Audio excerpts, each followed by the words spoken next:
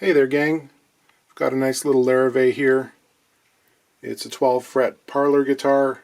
I think it's a 001, and it's suffered some humidity issues. It's got a soundboard crack, and the back edge of this bridge is lifting. It's the end of November, which means if you're in North America and live in one of those areas that get cold and dry, it's time to put in your sound hole humidifier. It's just one of those things you can do if you want your guitar to hang together in the long run. That and keep it in the case when you're not playing it. Best thing for your guitar. I had a comment once from someone who said that guitar humidifiers were a scam because modern houses keep humidity levels perfect for guitars. And then I looked at his profile, and as near as I can figure, I think he lives in Georgia. So that was when I started laughing. There's evidence of dryness all around this guitar. The soundboard crack here doesn't look like it's all that new. I think it's been open for a while, and I don't think there's any way that we could force it together and expect it to stay. So this is going to be a spline job. There's more traces here. You can see how the binding has cracked in multiple places along the fingerboard. This happens when the board shrinks during the winter, and the ends of the frets start to poke out beyond where they usually sit. Sometimes they'll push the binding away, which is happening here. Other times, if the glue holds, they'll just fracture right through. The action on this is just fine. It's 5/64 on the bass, 4 on the treble. For a 20-year-old guitar, it's doing quite well for itself, even with that lifting bridge. These strings appear to be medium gauge, 13 to 56s. That might be a bit heavy for a guitar like this. I'd probably lighten up a step or two. The bridge is half off at this point. I'm going to remove it, mostly because it seems kind of dirty under there as well, so I want to clean out. And it'll also help make doing this spline easier, because we don't have to stop it at the bridge. We can carry it on underneath it. Should be a cleaner installation. And there's also another very thin split happening here from the back end of the bridge. In this model there's the X brace, and then there is one transverse brace which runs along here behind the bridge. So this area here has very little support in there, so we're definitely going to need to cleat in this one. So I got out my bridge heater and did the usual thing, about 15 minutes of heat, and it came loose pretty cleanly. You can actually see the wood fibers attached to the bridge were ones that had previously pulled up as it was loosening, and that clean line across the front, that's where the glue was still holding. So it was actually getting pretty close to a disaster. And you can see how it's warped over time as it was pulling up. So I'm going to have to flatten the bottom of this bridge a little bit. The crack varied in width over its length, so I decided to take a razor saw and make it more uniform. At its widest, it's around 20 thousandths of an inch. It's about 0.5 millimeter, which doesn't seem like much, but that is enough that if you tried to press this thing together, the amount of tension required would probably pop it open again in a few seasons. So that's why I have to compensate and actually insert a piece of wood in this one, just for longevity's sake. With the block plane set to a heavy cut and with a lot of pressure, I can slice off a piece that is the appropriate width for the spline. Let's do a quick test fit here, then I'll glue this in with hot hide glue. I always use hide glue for this kind of crack work. It just produces a tighter joint. And I'll put on a clamp here just for good measure. To deal with the loose and broken areas of the binding on the neck, I'm going to rely on the capillary actions of thin super glue.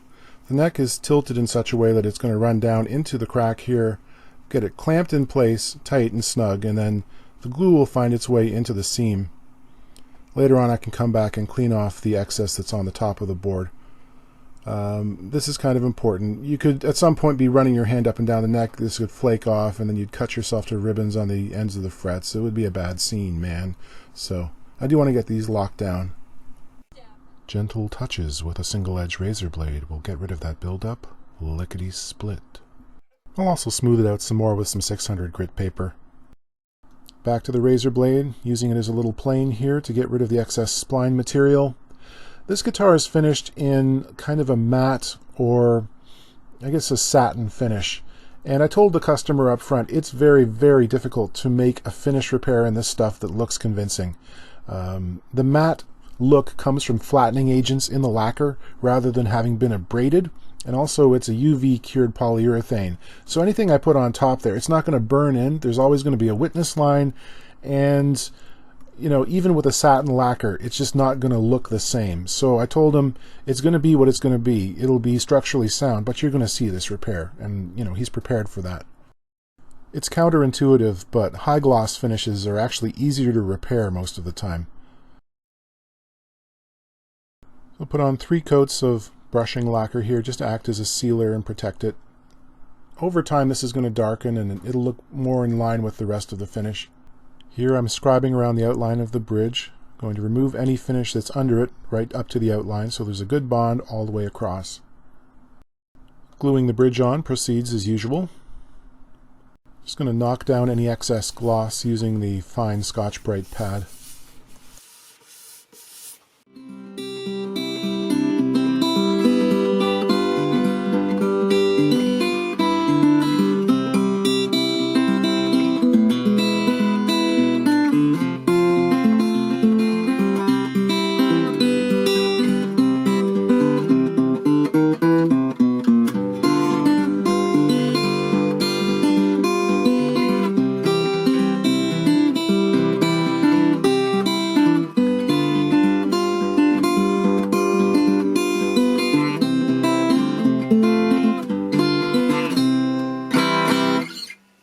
Got a nice guild for us to work on here today. This is a D35 NT from 1974. You guys know, I think, that of the American manufacturers in the 1970s, Guild was probably at the top of the heap in terms of quality. I think they were outshining a couple of other venerable brand names at that point. I'm always happy to see these. What's it need? Well, the action's getting a little high. It's not completely outrageous, but it's getting there. The frets in the lower positions have got some wear. And someone put a new nut on it at some point, but I don't know if they finished the job. String height at the 12th fret is 7/64 on the bass side and about 6 on the treble, so that can come down some. There's probably a little bit of room for maneuvering on the saddle. String height over the 1st fret is pretty stiff, so if we take that down to more reasonable levels, I bet you that will improve the action as well. The neck relief is around 13 thousandths at the 6th fret. That's not terrible. We can probably tighten the truss rod a little and bring it down some. Well, yeah, for you people who message saying that you keep tightening your truss rod but the action never gets better, stop doing that. Stop it now. You're going to break the truss rod and ruin your guitar. That's not what the truss rod is for. You might get lower action if you tighten it, but that's just like a happy side effect. That's not its purpose. Neck relief is a subtle thing. It relates to the vibrating path of the string when it's in motion, rather than its height. There are no hard and fast rules for relief. It can vary depending on things like the pitch of the neck, how high the nut is, even the string diameter or the string gauge that you're using. Sometimes it's possible to have a perfectly straight neck, but sometimes there needs to be a bit of forward bow, and that varies. Too much bow, and it gets really hard to play in the center of the neck. It feels, you know, the strings are too high in this area. Too little bow, and there can be buzzes, especially on the 3rd, 4th, and 5th frets. So the very first thing I'm going to do before I start trying to work on the action, or before I even take the strings off, is see what the truss rod is like, make sure that it works for one thing, and also adjust it so the relief is what I consider normal for a flat top guitar, which is around 7 or 8 thousandths. Guilds in this era use a 1/4 inch truss rod nut. And the first thing I'm going to do is back it off just a little bit to see how it feels. Yeah, it actually feels quite loose. Very nice. So there should be some adjustability. So I'm going to tighten it just a little bit. That's back to where it was. And that is, well, less than 1/8 of a turn. Now I can see what's happened. Put the capo on the 1st fret. Shift the guitar into the playing position. Try a thinner feeler gauge. This is an 8 thousandths. Goes in with no problem, and I see a little bit of daylight, so I expect this is probably around 10 thousandths now. Let's try another little tweak.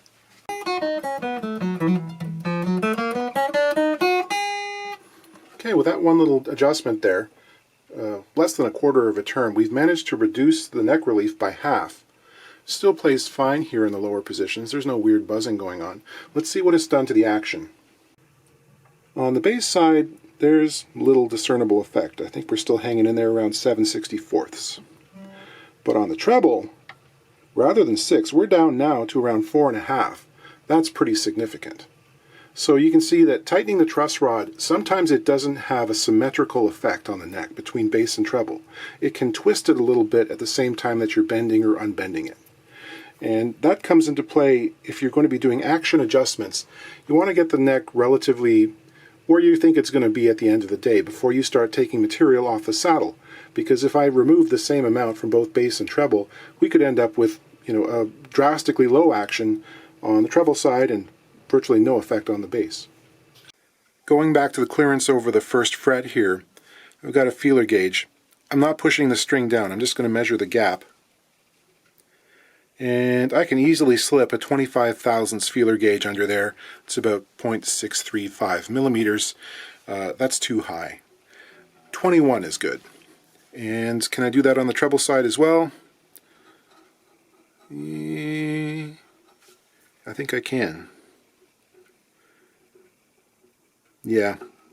So I'd rather see that around 16, 17. It varies. I mean, the main test, of course, is if I push down the string here at the 3rd fret and check out that clearance. If I have to muscle the string down, it shouldn't be sitting right on top of the fret. There should be a tiny gap there. But if I have to push it down, it's too high. So let's get these dialed in before we go any farther. Wow, that one's really snug in the slot. That's not good. That will contribute to tuning irregularities.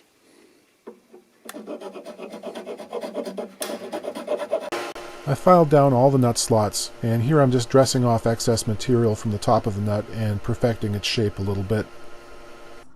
I'll polish that up so it's shiny. Nut height finalized, I can go back and recheck the action. Just over 6/64 on the bass, and still around 4.5 on the treble. It already feels much easier to play, and I haven't even taken the strings off yet.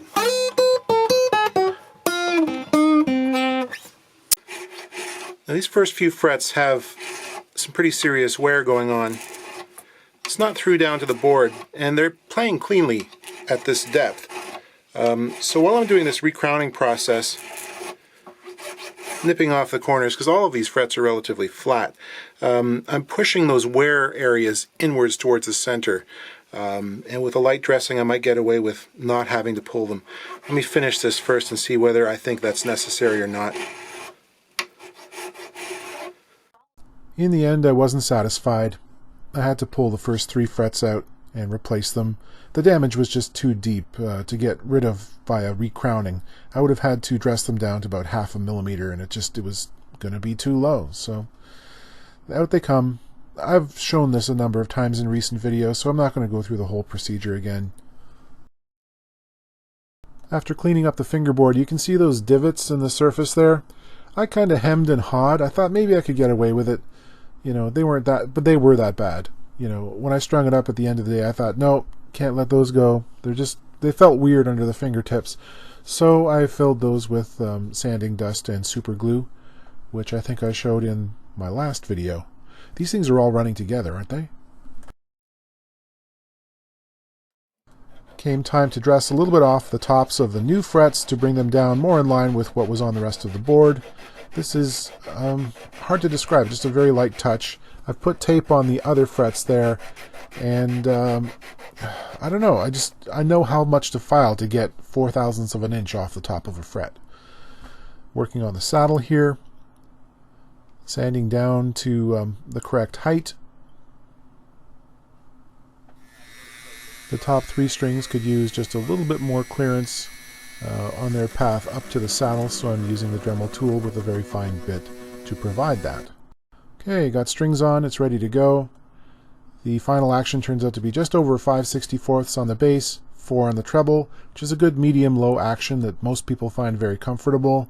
And you can see up in this portion of the board that I filled in those egregious fingerboard dents, so they're not annoying my fingers anymore. Polish the frets and it plays like a charm.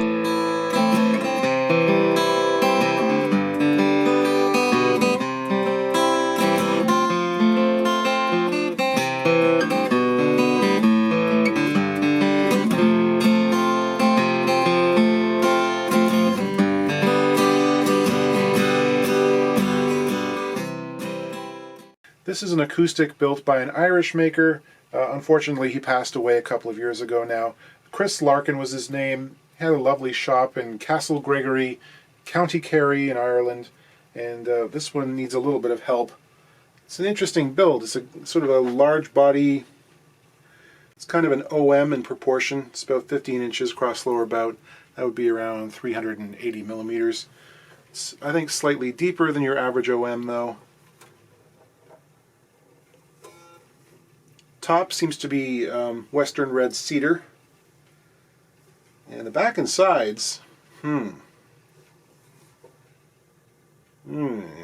don't, Indian rosewood? Maybe if it got sunburned.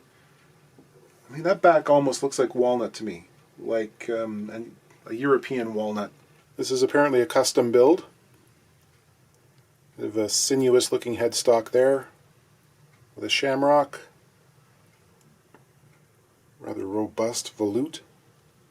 I think Chris might have been slightly better known for his electric instruments. I'm not sure. The fret wire seems on the hefty side. Yeah, it's around 105 thousandths. It's got a top loader bridge on it. Not unlike some of the later Harmony models from the 1970s. Very tasteful 3-band rosette. And if I'm reading his serial number correctly, this was made in 1994.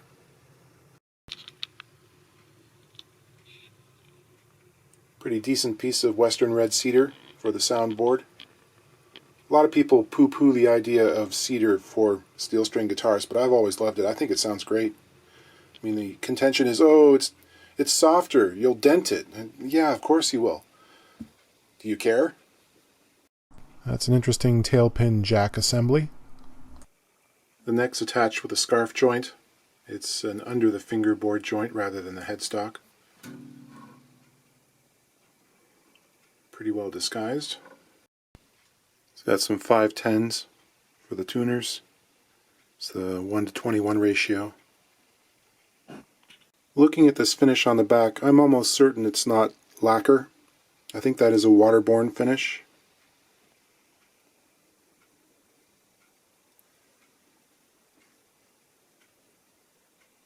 And here is the problem. There's a big piece of back that's ready to fall right off. It's shattered right through the binding. This isn't plastic binding. This is a light colored wood. Looks kind of like sycamore, maybe. Possibly a light colored cherry. And actually, smelling the area of the break, that is, it smells very definitely of walnut. So this back for certain is walnut. The sides could be too, although that looks more like a plantation grown Indian rosewood that's seen a lot of sun to me. It's kind of bleached out. Don't know. See, the break extends through the lining. The owner wondered whether this was caused by a lack of moisture, and I'm thinking no. That seems like the kind of thing that would happen if this guitar was dropped. I think the issue is this does not really want to sit back down again flat. I think there are a few broken fibers in there that are preventing that from happening. So you might have to cut away a little bit on the inside to make it work, and then we'll probably have to put some cleats in here too along this break. Let's see what can be done. Checking out the interior, which has a standard X-brace, I noticed this on the bridge plate. I took a photo, flipped it around, and it turns out it's just his name and address, and the fact that this was made in July of '94. Holding the crack open, I took a knife and pared away those fibers that were preventing things from closing up neatly.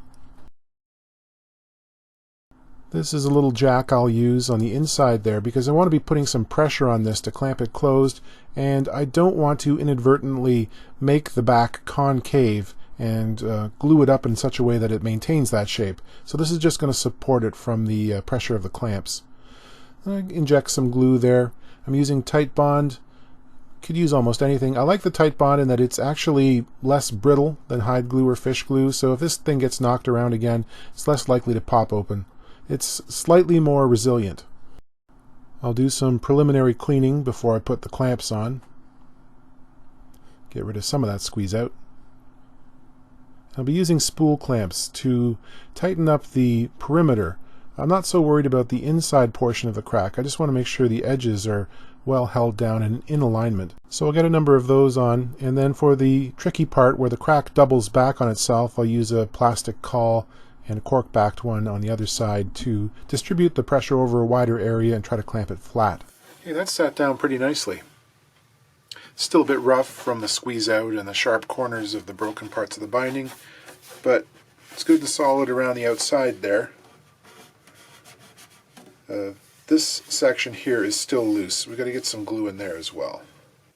It's going to take multiple applications of thin super glue, which is both going to fill the crack and bond it. Have to build it up in layers. And for the missing chunks in the binding, I'll spritz on some maple dust here. That'll mix with the glue and create a bit of a fill. Build a few layers up there as well. In between coats, I'll use a razor blade as a scraper to knock off the high spots. The dust this creates gets into the low areas and kind of shows me where I need to focus my next coat of super glue. Some people will turn the edge of the razor blade, not unlike a card scraper. I don't find it necessary. I just use it straight right out of the package. Then I'll make up a couple of cleats that'll get glued inside there using magnets. That'll provide a little added insurance. And I think we're going to call that done. There's still trace evidence here and there, but it's solid and it doesn't call attention to itself.